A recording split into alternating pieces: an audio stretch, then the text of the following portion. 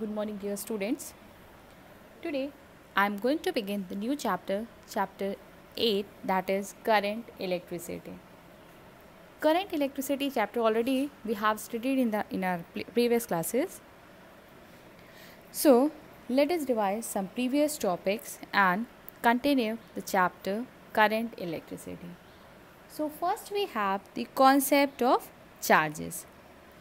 As we all know, there are two type of charges, positive and negative. In the previous class, we have studied that when a glass rod is rubbed with silk, then it gets positive charge, and when the ebonite rod is rubbed with fur, it gets negative charge. These charges are developed by the gain and loss of electron.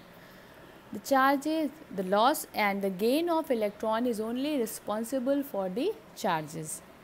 As we all know that when the glass rod is rubbed with silk, glass rod gets positive charge because glass rod has some excess of electrons. So when it is rubbed with silk, then it transfers its free electron from glass rod to silk cloth. So glass rod gets positive charge and the silk gets negative charge. So when the ebonite rod is rubbed with fur, then by the gain of electron, ebonite rod has less number of electrons and the fur has excess of electron. So by the gain of electron, ebonite rod gets a negative charge and the fur gets positive charge. So there are two type of charges, positive charge and negative charge. First we have this positive charge. By the loss of electron, positive charge is developed and negative charge is developed by the gain of electron. The symbol of the charge is symbolized by the letter small q or capital Q, and its unit is coulomb. And the smaller charge can be measured in millicoulomb or microcoulomb. So 1 microcoulomb, as we all know, 1 micro is equals to 10 raised to power minus 6. So 1 microcoulomb is equals to 10 raised to power minus 6 coulomb. So we all can convert the coulomb into the smaller unit like in millicoulomb, microcoulomb and nanocoulomb. The quantity of charge on a body is determined by the number of free electrons or number of electron present on it. If the body is positively charged, it means that it has excess of free electron. So by the loss of free electron, the body gets positive charge, and when the body gets charge, means by the gain of electron, it gets negative charge. The unit of charge I already explained, coulomb, and its symbol is a small q or capital Q. The non-conductors have very less number of free electron. Because of that, they have defect of electrons. So when the electron transfer from the conductors to the non-conductor, then the conductor gets, by the loss of electron, they gets positive charge, and by the gain of electron, non-conductors get negative charge. As we all know that conductors can conduct electricity. Why they can conduct the electricity? They have large number of free electron. Because of that, they can conduct the electricity from one point of the wire to the other, because they have excess of free electrons. So by the loss of electron, they get positive charge. Next we have potential. Potential already we have studied in our previous class, in class 9. Potential is the work done in transferring a unit positive charge from infinity to that point. Potential is the amount of work done in transferring a unit positive charge. Q is unit positive. Unit means 1. The Q is unit positive charge. The amount of work done when Q is 1, then W is equals to V. So amount of work done in transferring a unit positive charge from infinity to a point in that point is called potential. It is represented by the letter V and its unit is volt. Generally it is measured in volt, but by the formula we have its derived unit joule per coulomb. The unit of work is joule and the unit of charge is coulomb. So its derived unit is joule per coulomb. Next we have potential difference. In potential we can define 1 volt. If we want to define 1 volt, then how can we define?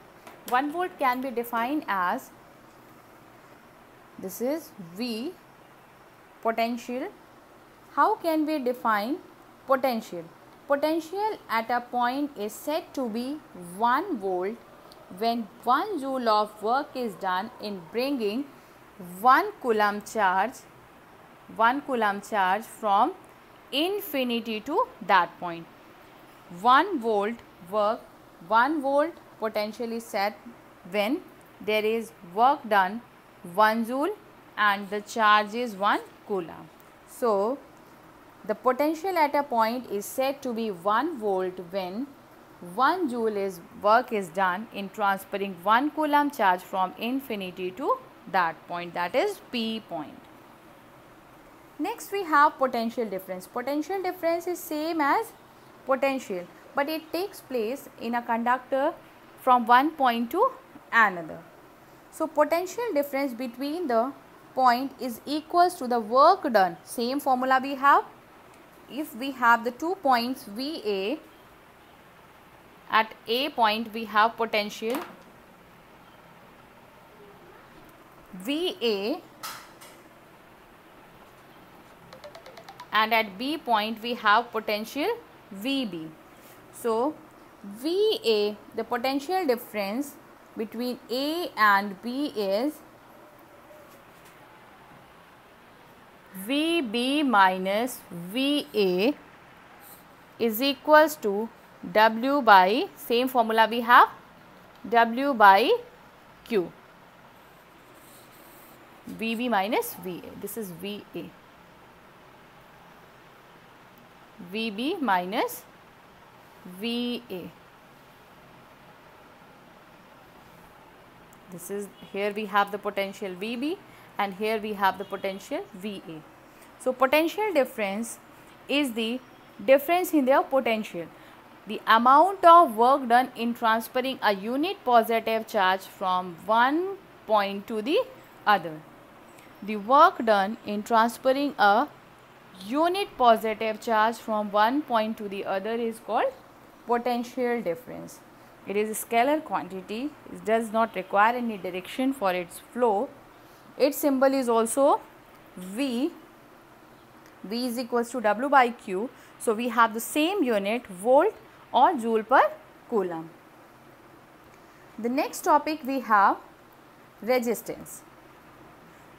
By the name we can say that resistance means the obstruction. Obstruction offered to the flow of current by the the obstruction offered to the flow of current by the conductor or by the wire is called resistance. When the current flows in a conductor, then some obstruction is offered to the flow of current by the wire or by the conductor. Because of that, the actual amount which enters from one end is not, we do not get the exact output from the other end, because there is some obstruction in the wire. Because of that, there is some loss of energy in when the electrons collide with the free electrons. Then because of the loss of energy, we do not get the exact amount at the other end. So the obstruction offered to the flow of current by the wire is called resistance. It is symbolized by the letter R. Its unit is ohm. This is the symbol of ohm.